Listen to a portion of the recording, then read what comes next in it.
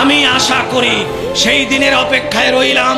আমরা প্রাণ চেষ্টা করছি, সকল যত দরবার সমমনা দরবার আছে, সব পীর যার যার, দরবার যার যার, কিন্তু আমার নবীর প্রেম সবার।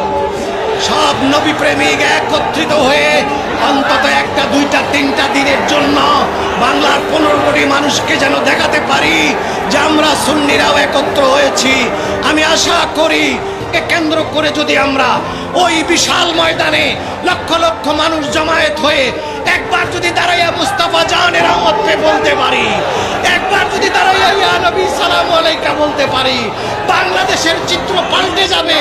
দয়াল নবী খুশি হয়ে যাবেন এবং ওই ময়দান খুশি হবে। যে ময়দান হাজার হাজার, যে ময়দান আজকে 50 বছর ধরে যে ময়দানে একবার দরুদ পড়া হয় না, যে ময়দানে ইয়া নবী সালাম আলাইকা বলা হয় নাই, ওই মাটির ময়দান কাঁদছে। আমরা রসুলের গোলামরা যদি সেখানে দাঁড়িয়ে একটু সালাম করতে পারি, সে ময়দান জাগ্রত হয়ে উঠবে। ময়দান কিয়ামতের দিন আমাদের জন্য শান্তির নীড় হয়ে যাবে। আমি আশা করি সেই দিনের অপেক্ষায় রইলাম।